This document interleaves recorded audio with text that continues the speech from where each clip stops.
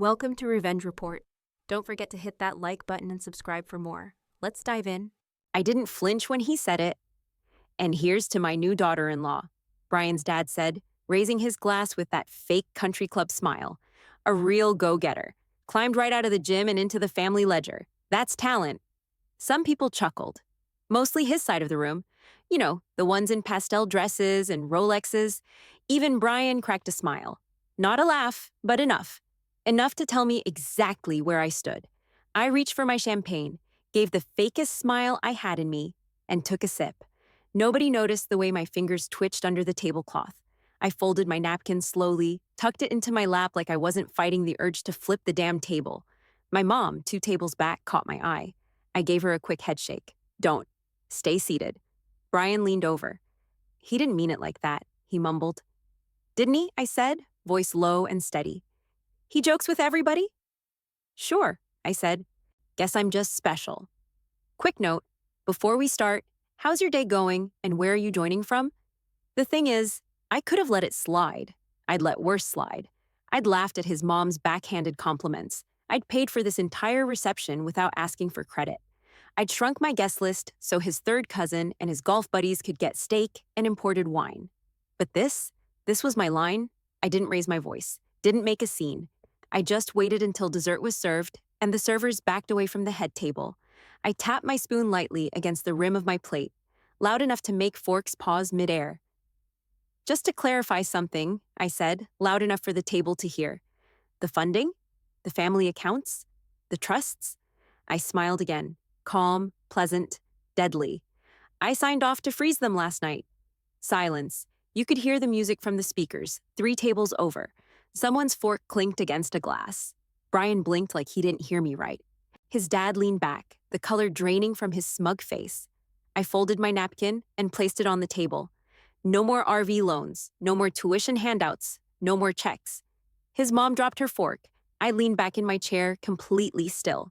Let it sit.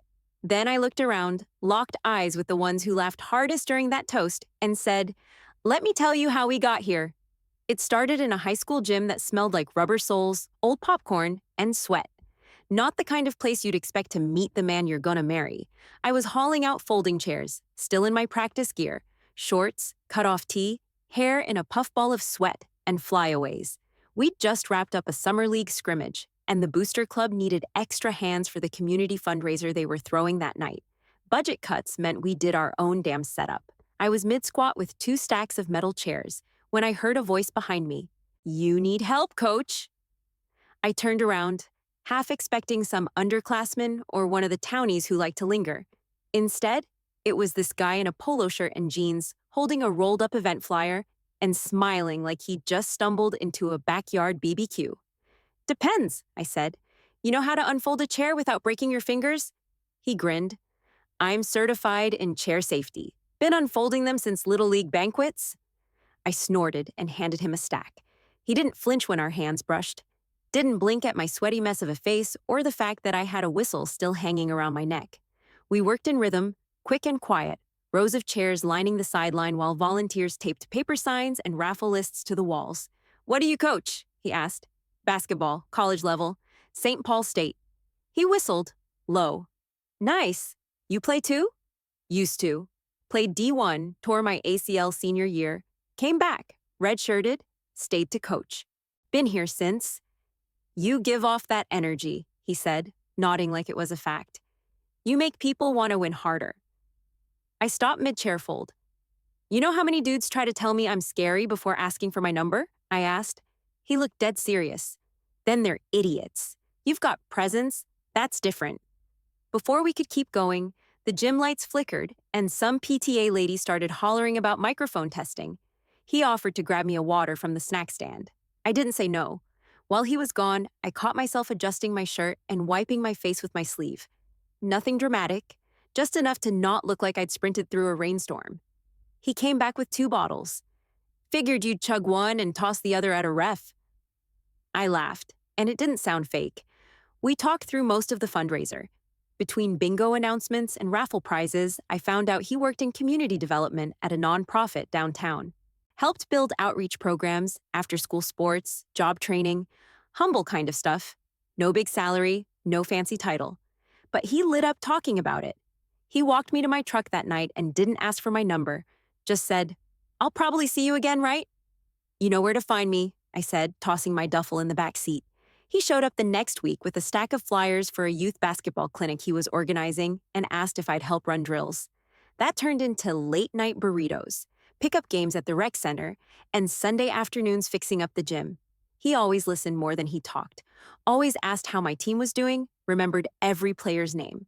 He had this way of looking at me like I was already doing more than enough. Like I was already more than enough.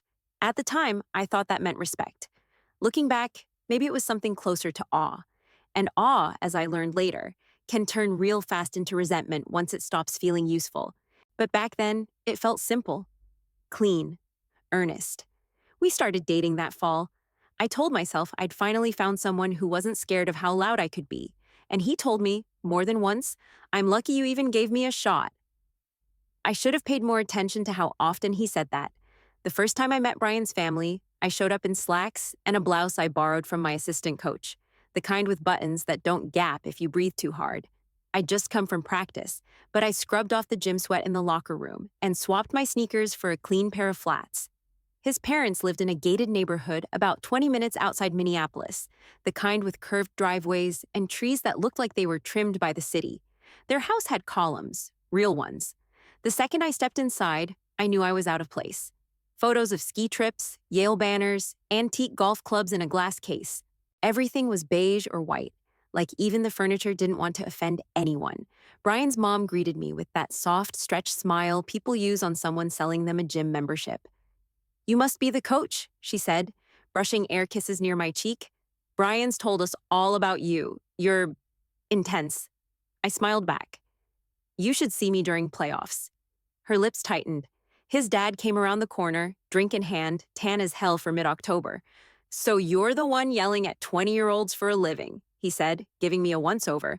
"How many Gatorades do you go through in a season?" "I don't count," I said, "but I burn through 3 whistles a year."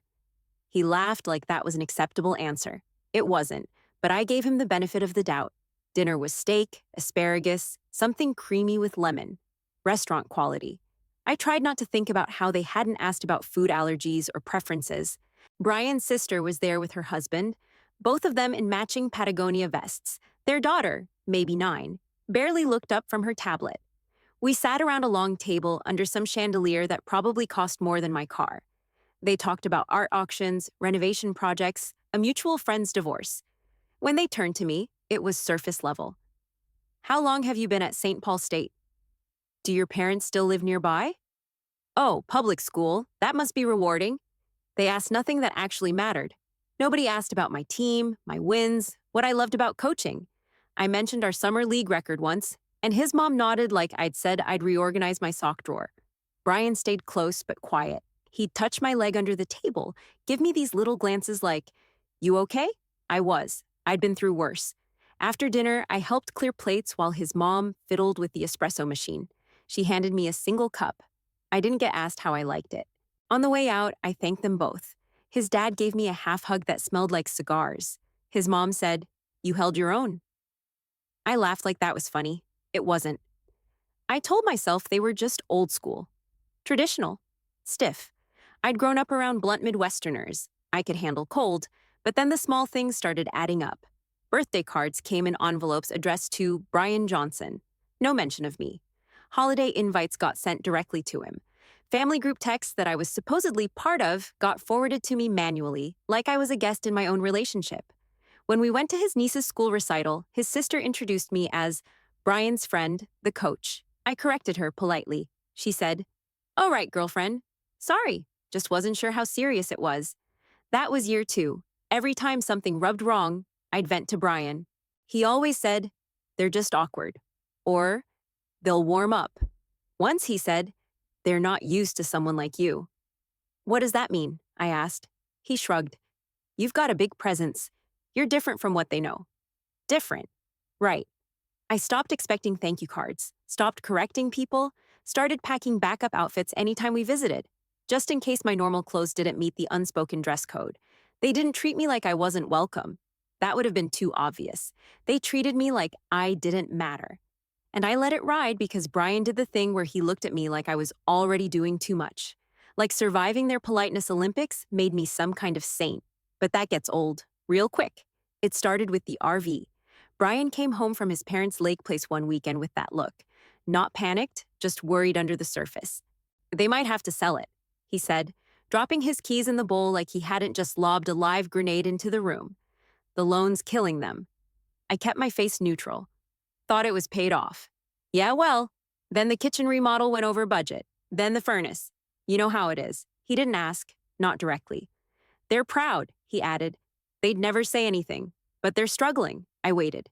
2 beats. 3. He didn't say more. So I said, okay. The next morning, I called my bank, set up a side account with no paper trail linking back to our joint stuff. 3 weeks later, the RV loan was zeroed out. Came from a generic-sounding LLCI set up online. No card, no thank you, no clue it was me. But I saw the Facebook post from his mom.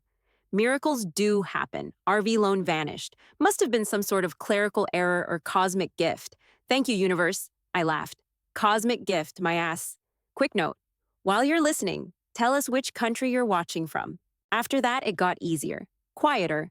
The following spring, Brian's nonprofit hit a funding freeze. He came home late from a board meeting, rubbed his forehead like someone had stabbed him behind the eyes. I'm good for now, he said. But if something doesn't change in the next quarter, that time, I didn't wait. I made an anonymous donation through a donor-advised fund, covered his salary gap and then some, called it General Operations.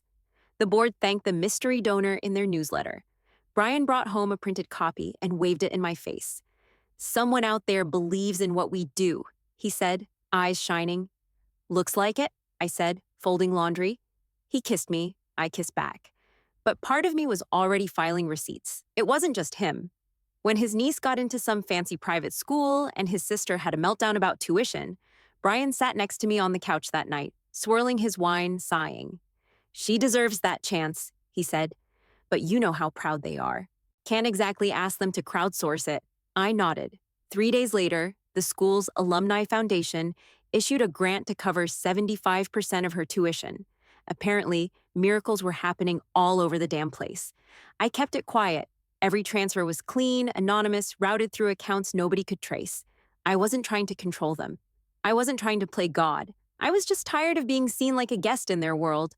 I thought, stupidly, if I did enough, if I gave enough, they'd stop pretending I didn't matter.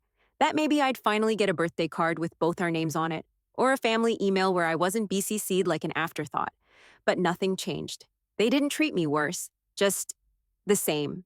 Polite, distant, gracious in that way where you know they'd still pick someone else for their team if given the choice. Brian kept saying they'd come around. They're warming up, babe. Trust me. I didn't say what I was thinking. I've done more for your family than you even know. And it still isn't enough. One night after we watched his niece's school play, Brian's sister hugged him tight and said, I don't know how we'd survive without you. He smiled, patted her back. It's nothing.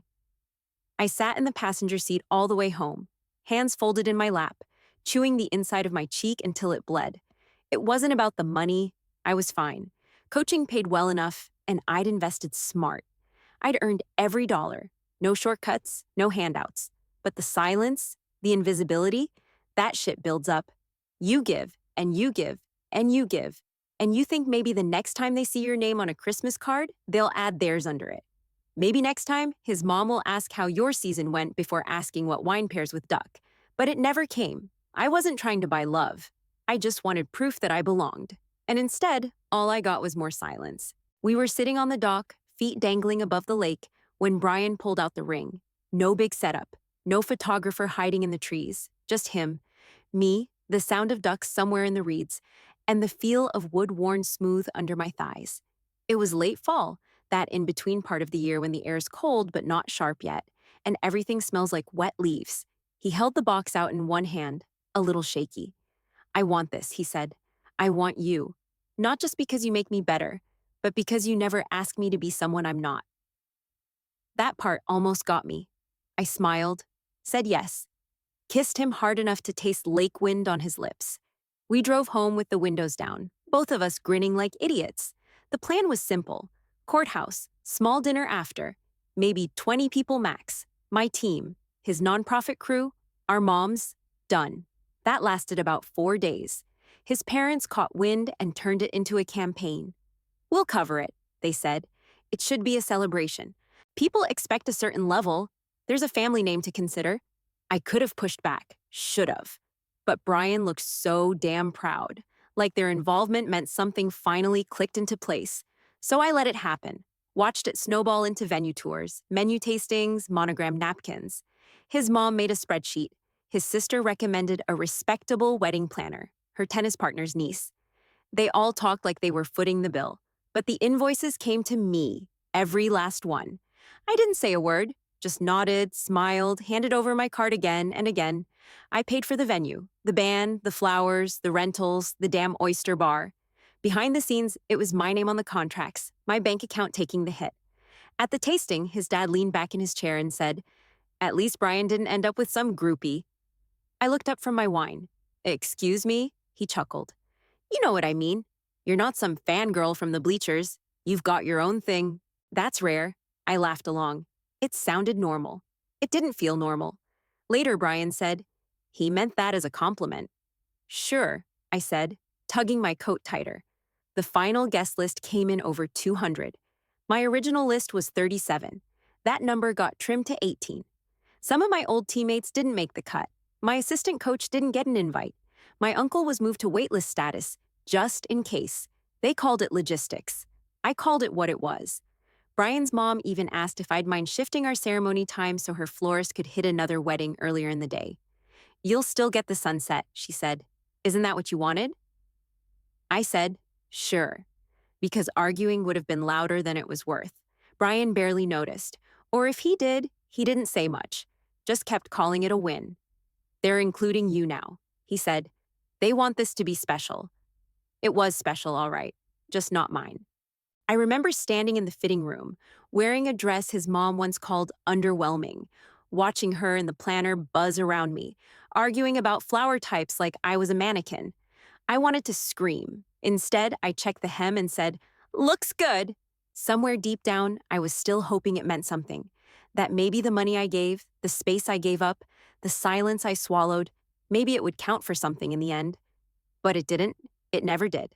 2 weeks before the wedding, Brian's mom invited me to a spa cafe for girl time. That's what she called it in the text, with a winking emoji, like we were bonding over mimosas and manicures instead of silently resenting each other through herbal steam. We met at some overpriced day spa outside Edina. She greeted me in a cream wrap and designer flip-flops like we were at a beach resort. I'd just come from the gym, hair in a bun, clean leggings, hoodie I didn't bother to zip. She glanced at it but didn't say anything. The cafe was full of whispering women in cucumber water. A server brought us trays with tiny teapots and crustless sandwiches. She opened the conversation like we were best friends. "I know it's been hectic," she said, stirring her tea without sipping. "But you've handled it all so gracefully." I nodded. "Appreciate that." She leaned in, lowered her voice, like what she was about to say couldn't be spoken above a murmur. "So," she said, drawing it out like a secret, "before we finalize everything, there's just one small thing I wanted to run past you." She pulled a printed packet from her bag, neatly stapled, highlighted in blue. "It's just an alternate version of the prenup," she said. "Standard language, nothing dramatic, just a clarification." I didn't touch it, just looked at her. "It protects the family's long-term assets," she said, like it was nothing. "The real estate, the trusts, the investment portfolio, just keeps things separate. In case, God forbid, anything ever happened." "Separate from what?" I asked. She blinked, quick. "From anything that wasn't there before the marriage." "Even if I contribute to it?" I said, tone flat. "Well, those contributions would be considered support, not ownership." I smiled, tight. "Support, huh?" She nodded like we were on the same team. "Brian doesn't need to know right now. These things can get emotional. I just thought, woman to woman, you'd appreciate a chance to look it over calmly." I sipped my tea. "I'll have my lawyer read it." She visibly relaxed, like I'd passed a test. We finished the rest of the meal with small talk and fake laughs. She paid the bill. I didn't thank her. When I got home, I went straight to my office and pulled out the fireproof box from the bottom drawer. Laid everything on the floor. Every deed, every statement, every wire transfer. tuition receipts, the nonprofit donation paperwork, the RV loan payoff. I opened my laptop and downloaded the contracts with my name on them for the wedding venue, catering, floral. I tagged them all and dropped them in a folder called Rainy Day. Then I texted my attorney. We need to talk prenup. Full protection. No wiggle room. I'll send documents. He called 5 minutes later. You serious? He asked. Dead. We went line by line. I gave him names, dates, account numbers, backup copies. I don't want revenge, I said. I want armor. Understood, he said. I'll make it bulletproof. I closed the folder and backed it up to a flash drive, labeled it with a piece of tape. Final proof. That night, Brian asked how the spa went. Lovely, I said. We talked prenups. He laughed. She didn't. She did. What did you say? I said I'd think about it. He rolled his eyes. She's impossible sometimes. I nodded. Sometimes. But I wasn't angry. Not anymore. That was the day I stopped expecting them to change, stopped believing I could earn my way in. That morning, I was still holding out some scrap of hope that they'd wake up and see me for what I was. By night, I was done. Brian kissed the side of my head and said, "One more week." I nodded, pretending I didn't see the new version of the seating chart lying on the counter. My mom was sitting near the caterer table, near the damn swinging door where servers come in with trays and out with trash. She was supposed to be next to me. That was the plan. My only real ask. Why'd it move? I asked, pointing at the chart. Brian looked over without blinking. Mom said it balanced the room better. Balanced? Yeah, like even numbers per table. Flow of service. You know. She couldn't balance it with her own cousins? He sighed. Can we not do this now? I walked out. 3 of my players came by that night just to drop off flowers and wish me luck. I hadn't seen their names on the RSVP list, so I asked. Oh, one of them said. Coach, we didn't get invites. Thought it was just a family thing. I stood there, heart thudding. You're like family to me. They smiled, but it didn't reach their eyes. They hugged me anyway, told me to kick ass in married life. I texted Brian after they left. Why weren't my players invited? He replied, we had to make cuts. I thought you knew. I didn't respond.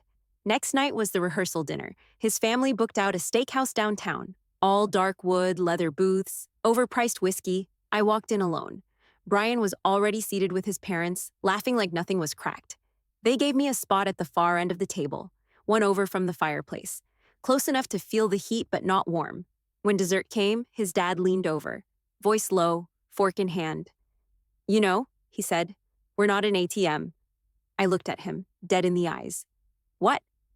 This family, he said, cutting into his cheesecake like it offended him, has always pulled its own weight. Generations of hard work, legacy. I just hope you understand that. I understand more than you think, I said.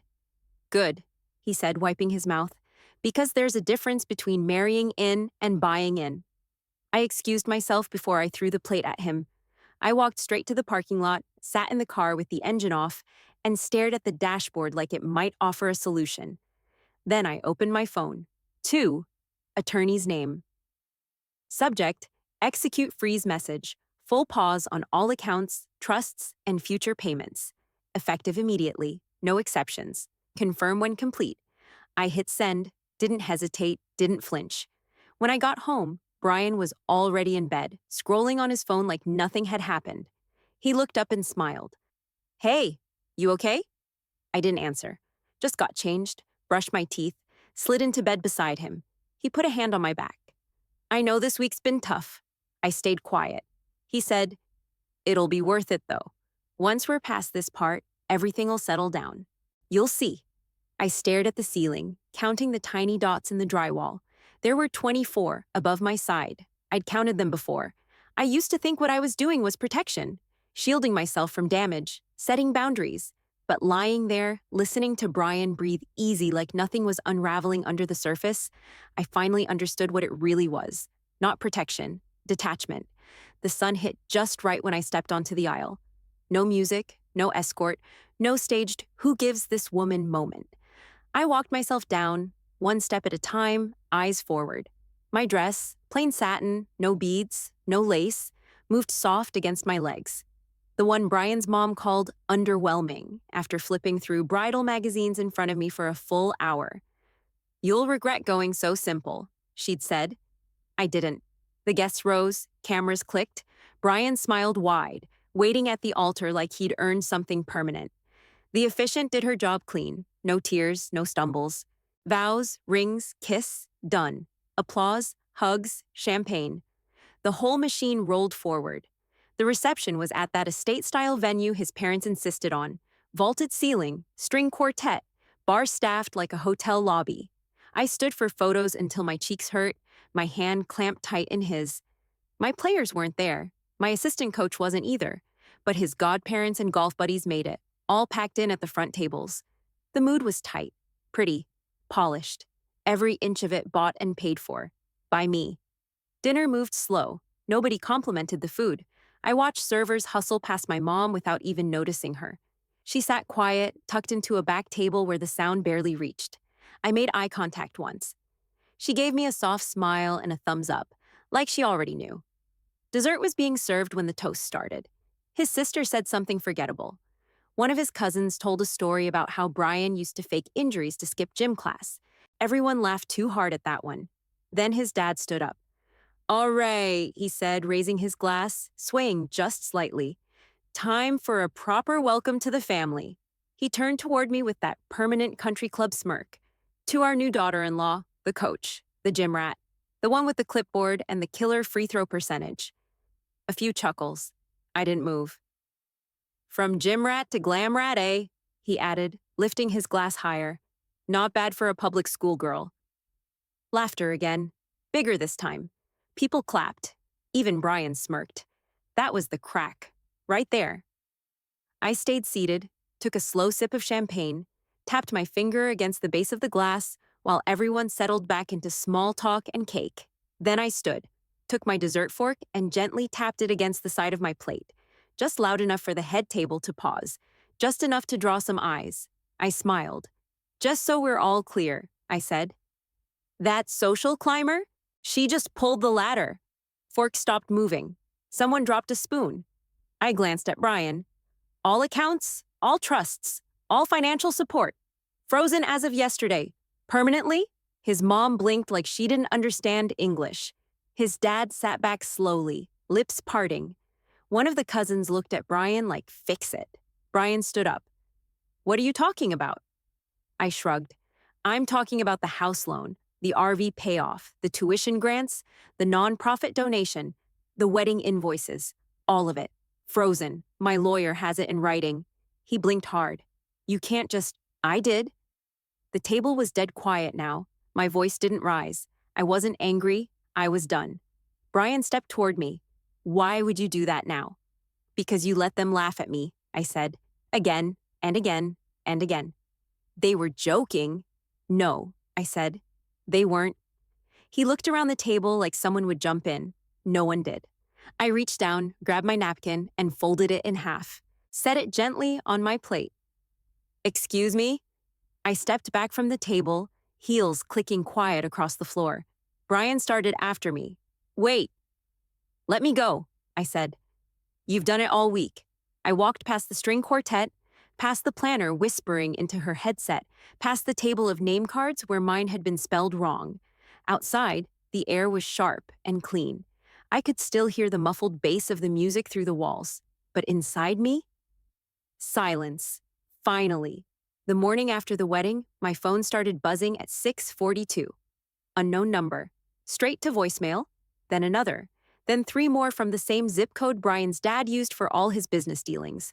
By noon, my inbox was stacked with flagged emails, subject lines in all caps. One of them just said, "What did you do?"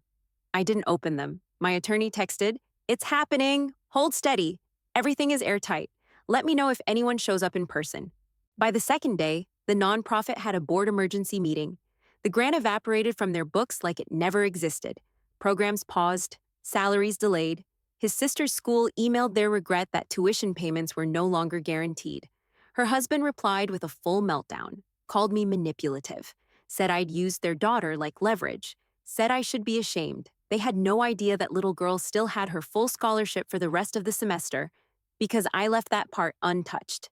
The RV company called to confirm repossession. Turns out if you nullify an anonymous payment through legal channels, the lien doesn't just disappear. Someone has to pick it up. Nobody did. Brian showed up on the fourth day. No call. Just a knock on my front door at 9:30 at night. He was in sweatpants and a hoodie, dark circles under his eyes. Looked 10 pounds lighter than he had last week. I opened the door but didn't invite him in. He just stood there staring. "You really did it," he said. I nodded once. "You froze everything." "Correct." He ran a hand down his face. "Why didn't you tell me?" "You never asked." He let out this hollow laugh, like he didn't believe me. Or maybe like he finally did. "You could have warned me." "No," I said. "You could have defended me. At dinner, at the rehearsal. Every time they insulted me to my face. I didn't think—" "Exactly," I said. "You never did." He didn't argue after that. Just stood there for another few seconds, like maybe the right thing to say would magically arrive in his mouth. It didn't. I closed the door. Next came the smear campaign. His family ran to every friend, neighbor, distant relative they could reach. Suddenly, I was a liar, a fraud, a gold digger who got mad when the gold wasn't hers. They called me unstable, said I manipulated Brian, that I conned them into trusting me, then stabbed them in the back. I didn't clap back. Not once. Didn't need to. The paper trail was clean. My attorney dropped copies of every transfer, every grant, every invoice with my name on it into a secure drive. Then he made it public. It hit fast. Their story cracked in days. A former judge I'd coached her son through his senior year wrote a public statement. "I've seen integrity under pressure. She has it. Full stop." An old teammate went on local radio, said I was the reason she made it through college, that I had no ego, no angle, just grit. Even my old assistant coach wrote a blog post. "The most generous person I know just got punished for being too quiet about it." Brian didn't say a word, publicly or privately. A week later, he came by with a single bag, said he was moving out. I didn't ask where. He looked around the house like he didn't recognize it anymore. The walls, the couch, the photos of us on the hallway shelf. "You changed the locks?" he asked. "I will tonight." He nodded like that was fair. I walked him out. When the door closed behind him, I didn't cry. I didn't scream. I didn't drink. I just went to the kitchen, opened the drawer by the stove, and pulled out the spare keys, tossed his in the trash. That was the thing nobody got. Not him, not his parents, not the people who believed their version of the story. They thought I was punishing them. I wasn't. I was repossessing what was already mine. The next morning, I changed the locks. After that, the days got quiet. I liked it that way. No passive-aggressive voicemails, no backhanded invites, no pressure to smile through someone else's discomfort. I got up, made my own coffee, ran drills with my team, came home to a house that didn't feel like performance. I opened a scholarship fund under my own name, just mine. No Johnson family legacy nonsense. No board approvals, no handshakes at golf tournaments. It was called the Win Harder Fund, because I could. Because someone once told me I made people want to. I didn't blast it all over the internet. I didn't need applause. I just sent the first 2 award letters to a high school in Duluth and waited for the next batch of applications. A couple weeks later, I hosted a small dinner. Just me, Brian's niece and nephew, and their aunt, his dad's estranged younger sister, the one who left town years ago and didn't come back until the smear campaign ran out of steam. We had lasagna and chocolate pie. The kids handed me a folded-up drawing on wide-ruled notebook paper, stick figures on a basketball court. "Thank you, Coach," written in bubble letters. The little one had drawn me with a cape. "Are we still going to get to stay at our school?" the boy asked, chewing fast. I nodded. "You're taken care of." His aunt teared up a little. I passed her the wine. 2 days after that, a letter came in the mail. No return address, just neat handwriting. Inside was a single note. "You didn't have to, but you did. Thank you." R. I knew who it was from. I didn't frame it. Didn't burn it either. Just folded it once and tucked it in the same drawer where I kept my state championship medals, right next to a card from my mom that said, "Strong doesn't mean loud, it means lasting." Brian sent a message a month after that. Just one line. "Do you ever think about us?" I left it on red. Some stories don't need revenge, just redirection.